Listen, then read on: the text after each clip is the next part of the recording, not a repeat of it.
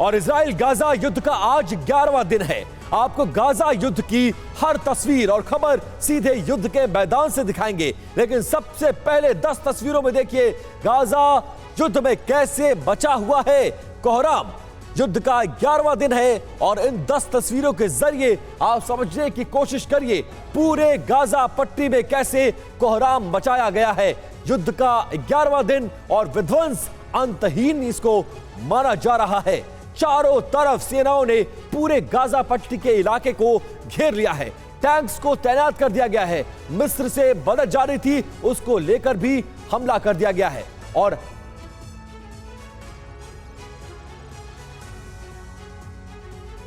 तो 11वें दिन विध्वंस और विनाश की कैसी तस्वीरें हैं उस पर भी जल्दी से नजर डालते हैं। ये तस्वीरें आपके सामने। हमास का हमला लगातार जारी है, लेकिन उन हमलों को आयरन डोम के माध्यम से नाकाम किया जा रहा है। तेल अवीव में गूंजे सायरन, जिसमें आशंका थी कि तेल अवीव पर हवाई हमले होंगे और उसको लेकर यह अलर्ट जारी किया गया। गश डैन में रॉकेट से प्रहार हुआ। हमास का हमला भी जारी है और गाजा की तबाही के सबूत सामने आ गए हैं, जब चारों तरफ मलबा ही मलबा बिखरा हुआ इन तस्वीरों में कैद हुआ और मलबे में तब्दील हो गया है पूरा शहर। जो शहर कभी आबाद था वो अब मलबे में तब्दील हो गया है। इजरायली वॉर में अब तक 7 बड़े ऐसे चेहरे हैं जिनको निस्तनाबूद कर दिया गया है, जिनको मार डाला है। वो कौन कौन से चेहरे हैं, बिग बॉल के जरिए कुछ डिटेल्स आपके सामने लेकर आ रहे हैं और आपको बताएंगे कैसे इस युद्ध में इजराइल को एज मिलता हुआ नजर आ रहा है। इजरायली वॉर अब तक 7। पहला जो नाम है ओसामा मौजनी, हमास शूरा काउंसिल का यह प्रमुख है, यह भी इजरायली हमले में ढेर हो चुका है। नंबर 2 अली कादी, ये कमांडर है नुकबा फोर्स का और हमास का माना जा रहा है। 7 अक्टूबर को हमले का इसने नेतृत्व किया था, जिसके बाद ये सबसे बड़े टारगेट पर था और इसको अंजाम दिया गया। Zakaria Abu Muammar political bureau प्रमुख है ये हमास का और इजराइल पर हमले की पूरी रणनीति इसी ने बनाई थी, जिसके बाद इस हमले में इसको भी मार डाला गया। बिलाल अल कद्र कमांडर है ये दक्षिणी नुकबा फोर्स का और हमास का ये कमांडर माना जाता है। किबुत्स में जो नरसंहार हुआ था उसमें इसको जिम्मेदार माना जाता था, इसको भी मार डाला गया है। मतेज ईद का जो कि कमांडर है नेशनल सिक्योरिटी हमास का, गाजा से ऑपरेशन की पूरी जिम्मेदारी इसी की थी, इसको भी इजरायली हमले में मार गिराया गया। अबू शमाला ये वित्त मंत्री है गाजा पट्टी और हमास के लिए पूरे फंड की व्यवस्था इसी ने की थी। इजरायली हमले में यह भी मारा गया है। और अंतिम नाम मेराद अबू मेराद, ये वायुसेना चीफ है हमास का और इजराइल पर रॉकेट हमलों की प्लानिंग और पूरी तरह से जिम्मेदार इसको माना गया, यह भी इजरायली हमले में मारा गया। बिल्कुल। और देखिए 11वें दिन गाजा पर सबसे भीषण जंग चल रही है, हमले लगातार बढ़ रहे हैं। गाजा में जंगी मैदान में अब तक की सबसे बड़ी खबर हम आपको बता रहे हैं। पूरी रात गाजा पर इजराइल की एयर स्ट्राइक चलती रही। 24 घंटे में गाजा में 254 लोग मारे गए। इजराइल के हवाई हमलों में 562 लोग घायल हुए। बड़ी संख्या में हमास के लड़ाके भी मारे गए हैं। इजरायली एयरफोर्स ने गाजा पर गाइडेड बम से हमला किया। इजराइल की बमबारी से पूरी रात थर्राई गाजा पट्टी।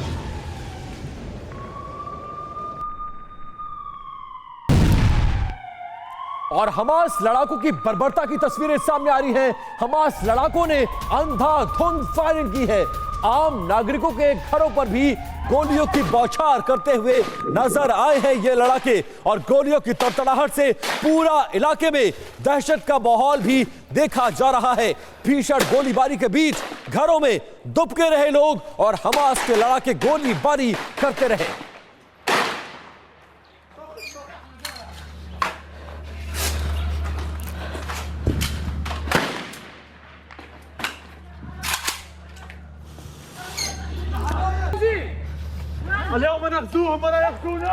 और ये 7 तारीख का वो वीडियो बताया जा रहा है जब हमास के लड़ाके इजराइल की सीमा में दाखिल हुए, घरों में गोलीबारी करते हुए, ताबड़तोड़ फायरिंग करते हुए। और ये वो बर्बरता है क्योंकि सिविलियंस में गोली चलाने का कोई मतलब नहीं था, लेकिन उसके बावजूद उनको टारगेट किया गया और हजारों की तादाद में आम इजरायली लोग मारे गए।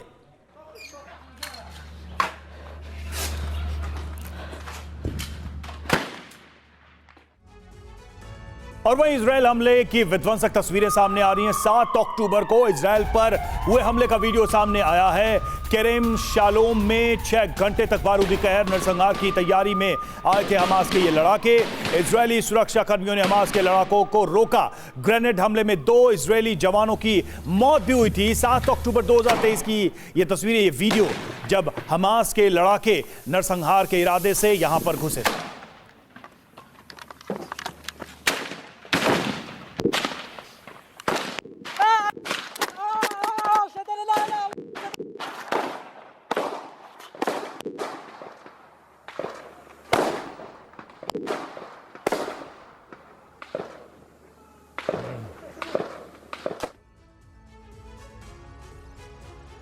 और एक और बड़ी खबर आ रही है, उसका रुख कर लेते हैं। हमास लड़ाकों ने क्रूरता की सारी हदें पार कर दी हैं।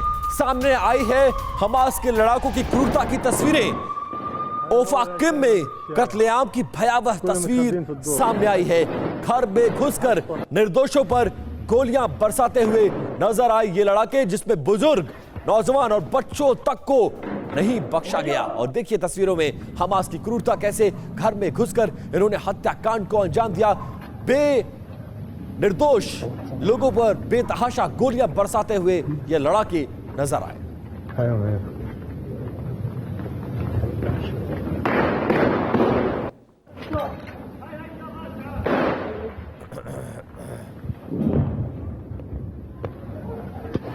التصوير حكم التصوير معاي.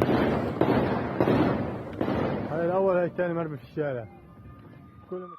तो देखिए ऐसी तस्वीरें भी इस बीच में जारी की जा रही है हमास की तरफ से। और जंग के 11वें दिन भी इजरायली सेना फाइनल असॉल्ट को अंजाम क्यों नहीं दे पा रही है, इसकी सबसे बड़ी वजह है हमास का नागपाश। दरअसल 365 स्क्वायर किलोमीटर में फैली गजा पट्टी के करीब 1300 से ज्यादा सुरंग हैं यहां पर, और इन टनल्स की वजह से एक बड़ी बाधा है।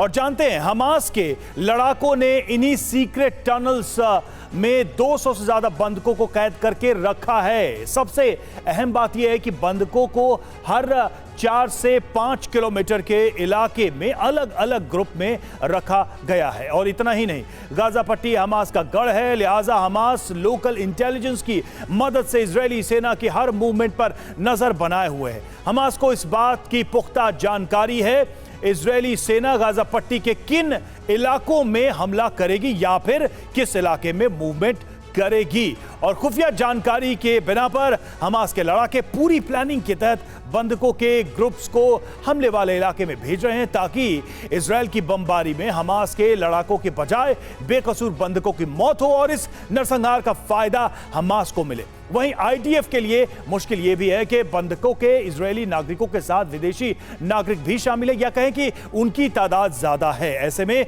इजरायली सेना सोच समझकर गाजा पट्टी में किसी भी हमले को अंजाम दे रही है, ताकि हमास के होस्टेज ट्रैप से बचा जा सके।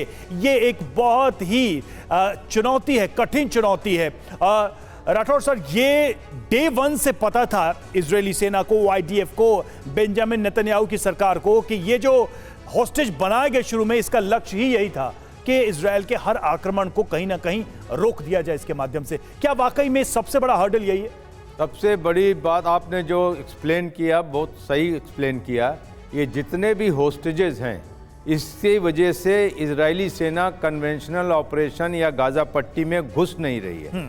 और जो इजराइल की स्पेशल फोर्सेस हैं और साथ में अमेरिका की स्पेशल फोर्सेस हैं, वो दोनों, जी सर आप बताते रहिए, वो दोनों इसमें ये इनको लोकेट नहीं कर पा रहे हैं कि ये हैं कहां पर। जी, तो अगर इस तरीके से लोकेट करेंगे, 250 लोगों को उन्होंने बंधक बना रखा है, इसमें इतना ज्यादा कोलेटरल डैमेज का चांस है। नहीं तो जैसे अगर इस मैप में हम गाजा को देख रहे हैं, तो एक तो नॉर्थ है, एक साउथ है, तो ये जो टनल है इसकी डेंसिटी किधर होगी? क्योंकि अगर अभी नॉर्थ में अटैक चल रहा है तो इसका मतलब है कि टनल का जो ये ट्रैप है, जो होस्टेजेस हैं, क्या ये इसी साइड में इन इलाकों में ज्यादा है?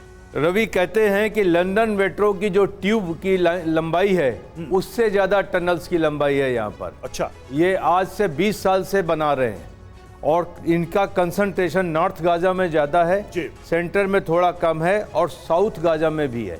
तो इन टनल्स के अंदर में कहां से आते हैं कौन जानता है?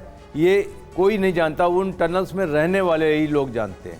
इस टनल के अंदर हमास की पूरी वॉर की स्टॉकिंग है, हथियार, रॉकेट्स और रसद, सारी चीजें ये अंदर। टनल्स बनते कैसे हैं? मतलब अगर इन्होंने इजराइल को टनल पता था कैसा कि करते हैं? टनल्स का कंस्ट्रक्शन चलता कैसे गया? 2007 के बाद इजराइल अंदर नहीं गया। ओके, अभी जितना भी एड में सीमेंट और लोहा आता था और फलस्तीनी लोगों का लेबर लेकर के इन्होंने टनल्स बनाई। तो आप ये कह रहे हैं कि नॉर्थ में ही वो जो होस्टेजेस हैं वो भी ज्यादा इधर ही होंगे, वो यहीं पे वो रखा कहीं भी रखे जा सकते हैं, उनको अलग अलग करके रखा। टनल्स में एक चीज मैं जल्दी से बताना चाहूंगा, जल्दी। 30 मीटर नीचे हैं ताकि जो बंकर बस्टिंग बॉम्ब है उसका भी उससे असर भी नहीं कोई, होगा। हाँ, तो यानी कि हवाई हमले होंगे विपिन, उसका भी असर नहीं होगा। टनल इस तरीके से बनाया गया है। और सबसे बड़ी बात यह है कि इन टनल्स में वो लोग हैं जिनको हमास ने अगवा किया था, यानी इजराइल और दूसरे देशों के नागरिक भी। विपिन, बिल्कुल, बहुत शुक्रिया रवि इस डिटेल इंफॉर्मेशन के लिए। एक बड़ी खबर आ रही है, उसका रुख कर लेते हैं। वॉर फ्रंट लाइन पर TV9 भारतवर्ष, बॉर्डर पर इजरायली टैंक डिवीजन तैनात किया गया है, बड़े हमले की तैयारी में है इस वक्त इजराइल। और जहां पर यह हमले की तैयारी की जा रही है वहां पर TV9 भारतवर्ष का कैमरा भी मौजूद है। हम इस वक्त गाजा बॉर्डर पर हैं और यहाँ पर IDF की टैंक डिवीज़न तैनात है, जहाँ से लगातार आर्टिलरी फायर किए जा रहे हैं। हम ठीक इसी पोजीशन पर खड़े थे, लेकिन फिर जो IDF के सोल्जर्स हैं वो हमारे पास आए और उन्होंने कहा कि यहाँ पर बहुत रिस्क है, यहाँ पर आप लोग खड़े नहीं हो सकते, और फिर हमें यहाँ से मूव करना पड़ा है। लेकिन आपको मैं फिर एक बार दिखाता हूँ कि कैमरे पर हमारे सहयोगी अमित कोशिश कर रहे हैं आपको दिखाने की कि देखिए किस जगह पर हम हैं।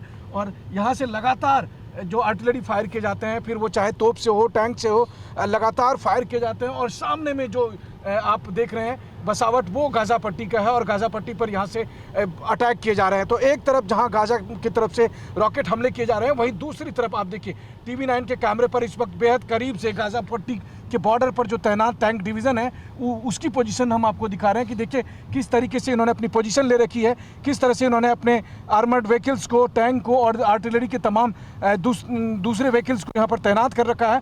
और ये देखिए कैमरे पर इस वक्त आप देख रहे होंगे कि उनका मार्क 1, मार्क 2, मार्क 3 और मार्क 4 टैंक जो हैं और तोप जो है, तो तमाम कैनन और वो सब की पोजीशन आप देखिए। और इस वक्त हम जब यहाँ से मूव कर रहे हैं तो हम आपको दिखाने की कोशिश कर रहे हैं कि देखिए गाज़ा पट्टी पर जो लगातार हमले किए जा रहे हैं, आर्टिलरी के जरिए जो ध्वस्त करने की कोशिश की जा रही है हमास के ठिकाने को, वो यहीं से हो रहा है और रह रहकर यहाँ से फायर किए जा रहे हैं। और अभी जब हम यहाँ पर खड़े थे तो उसी वक्त यहाँ पर बहुत जोर और फायर होने लगा, जिसकी वजह से जो सोल्जर्स हैं उन्होंने हमसे कहा कि हमें यहाँ से मूव कर जाना चाहिए क्योंकि यहाँ पर खड़े। और देखिए धमाके के बाद फिर जोर था, तो लगातार जो आर्टिलरी की तरफ से फायर होते हैं वो इसी तरीके से फायर हो रहा है और उसका जवाबी कार्रवाई में हमास की तरफ से रॉकेट दागे जा रहे हैं। तो हम इस वक्त उसी युद्ध क्षेत्र में मौजूद हैं जहां पर कि ये युद्ध लड़ा जा रहा है। हम इस वक्त आपको दिखाने की कोशिश करते हैं कि कैसे जो इलाका जहां पर हजारों लोग रहते थे अचानक ही वो युद्ध क्षेत्र में तब्दील हो गया है, जहां पर अब लोगों के घर लोगों के बजाय वहां पर सोल्जर्स ही सोल्जर्स दिखाई दे रहे हैं, जहां पर अब केवल तोप टैंक नहीं दिखाई दे रहे हैं। और इस बीच ईरान के विदेश मंत्री की इजराइल को खुली धमकी और कहा कि इजराइल जंग में ईरान की एंट्री हो सकती है, जंगी मैदान में उतरेगा ईरान। मीडिया के सवाल पर हुसैन अमीर ने यह जवाब दिया है, हमारे सभी विकल्प खुले हैं। ईरान के विदेश मंत्री हुसैन अमीर ने साफ तौर पर कह दिया कि इस युद्ध में अगर जरूरत पड़ी तो ईरान उतर सकता है।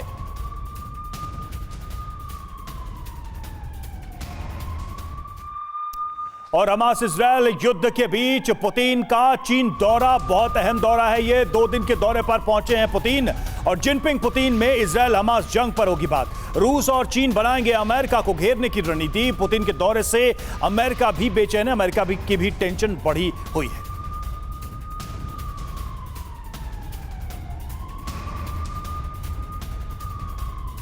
और पुतिन पहुंच चुके हैं इस वक्त चीन, और इधर अमेरिकी राष्ट्रपति जो बाइडेन का भी इजराइल दौरा बहुत ज्यादा महत्वपूर्ण माना जा रहा है। और देखिए इसे विश्व युद्ध की गुटबंदी के तौर पर देखा जा रहा है क्योंकि चीन दौरे पर पहुंच चुके हैं प्रेसिडेंट पुतिन।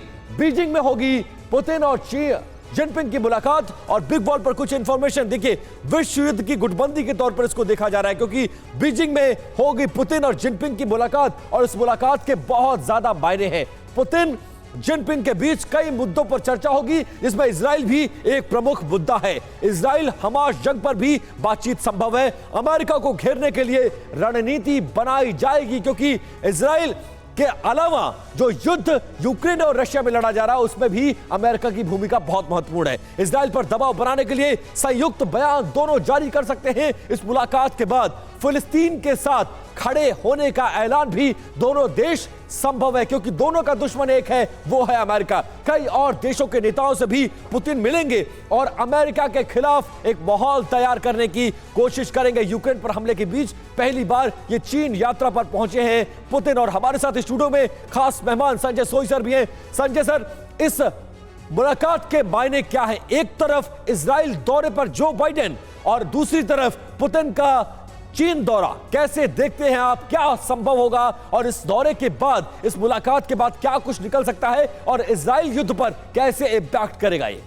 देखिए विपिन, बिल्कुल पुतिन ने कितनी इंपॉर्टेंस दी है इस दौरे को, ये समझिए कि यूक्रेन युद्ध के बाद पहली बार पुतिन देश से बाहर निकले और चाइना गए हैं, और ये BRI की मीटिंग है। वहाँ एक बहुत बड़ा प्लेटफॉर्म इनको मिला है कि 130 देशों के रिप्रेजेंटेटिव वहाँ पर हिस्सा ले रहे हैं।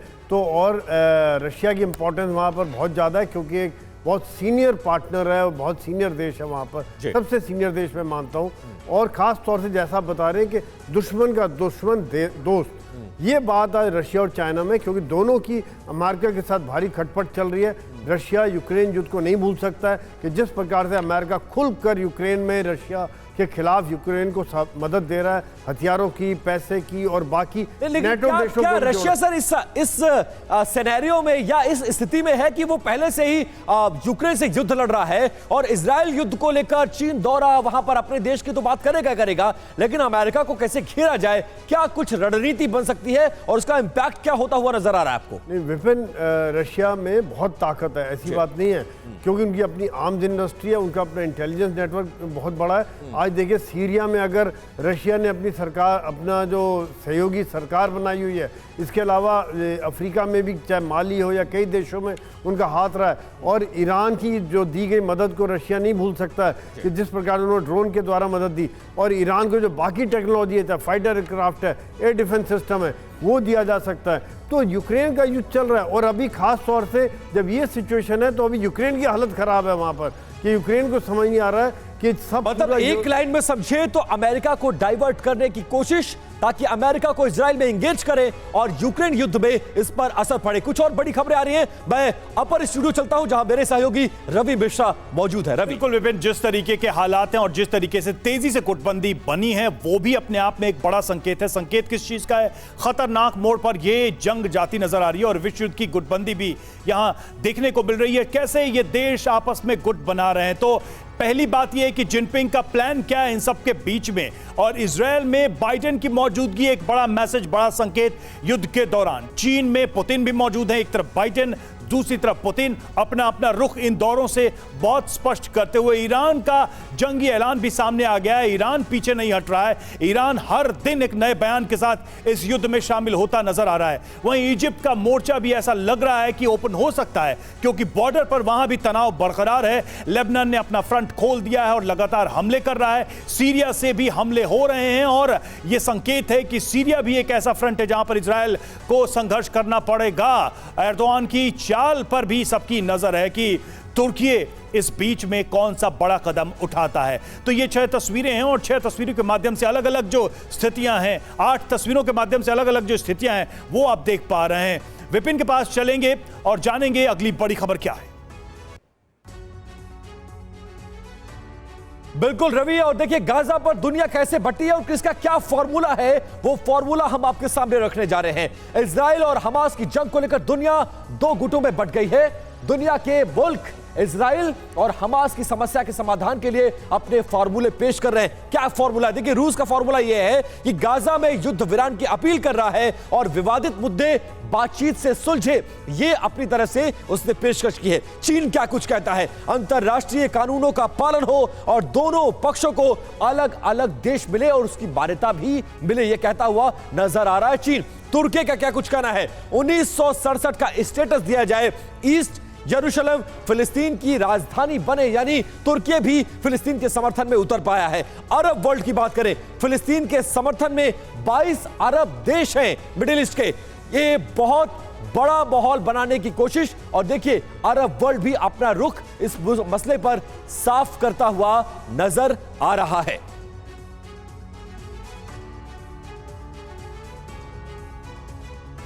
और देखिए अरब वर्ल्ड के समर्थन में आने के बाद अब इजराइल को घेरने की कोशिश की जा रही है। क्या कुछ और डिटेल्स आ रही हैं वो अब हम आपको बताने जा रहे हैं। इजराइल और हमास के बीच जो युद्ध जारी है, लेकिन युद्ध में पर्दे के पीछे से 3 और देशों का रोल है। वो देश है ईरान, अमेरिका और चीन।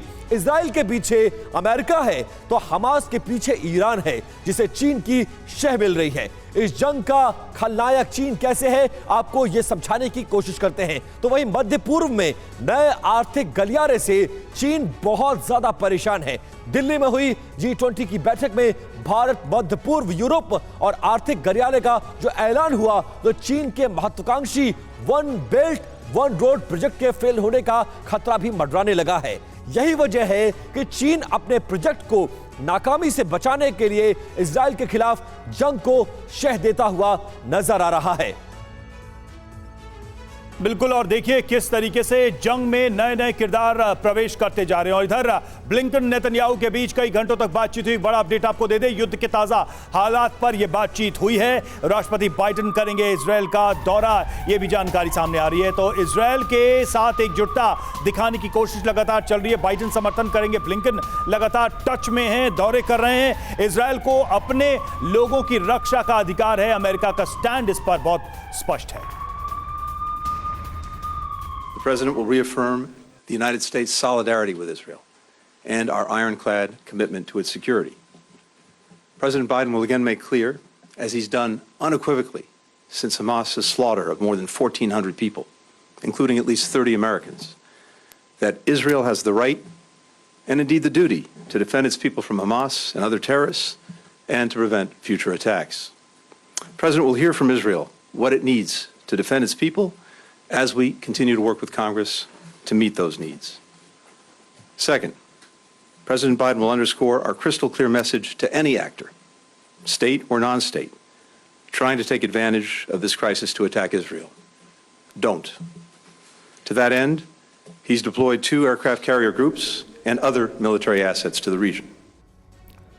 तो जब से ये युद्ध शुरू हुआ है, ब्लिंकन बहुत एक्टिव नजर आए हैं मिडिल ईस्ट को लेकर। क्या ये विश्व युद्ध के लिए एक गुटबंदी की कोशिश हो रही है, इसको भी हमें समझना होगा। पूरी दुनिया को अगर देखें और मिडिल ईस्ट का मैप देखें जरा, तो ये बात समझ में आएगी। वो देश देखिए, जॉर्डन, कतर, बहरीन, सऊदी अरब, UAE, इजिप्ट, इजराइल, ये तमाम देश जहां पर लगातार ब्लिंकन मोर्चेबंदी कर रहे हैं। और फिर इजराइल में अमेरिकी विदेश मंत्री मौजूद रहे हैं। 12 अक्टूबर को वो इजराइल पहुंचते हैं। एक दिन में 4 अरब देशों का वो दौरा करते हैं। 16 अक्टूबर फिर इजराइल वापस आते हैं। ये देखिए इनका पूरा मूवमेंट युद्ध के बाद से समझ में आता है कि काफी एक्टिव हैं ब्लिंकन। विपिन, कोशिश यही हो रही है कि इजराइल के पक्ष में हवा बनाई जाए, यहां पर माहौल बनाया जाए। बिल्कुल रवि, और देखिए इजराइल अपने आप में ताकतवर देश है और अमेरिका जैसी महाशक्ति का उसको समर्थन मिला है। इसीलिए इजरायली पीएम ने हिजबुल्लाह को बड़ी चेतावनी दे दी है कि हमें आजमाए नहीं तो भारी कीमत चुकानी पड़ेगी। नेतन्याहू ने यह साफ कर दिया है, हमारा लक्ष्य हमास को खत्म करना है और इस बीच में जो भी आएगा उससे हम निपट लेंगे। ईरान और हिजबुल्लाह सावधान रहें, यह भी कहा है नेतन्याहू ने, क्योंकि लेबनान इस युद्ध में कूद पड़ा है और अप्रत्यक्ष या प्रत्यक्ष रूप से दोनों तरीकों से फिलिस्तीन का, हमास का साथ देता हुआ नजर आ रहा है।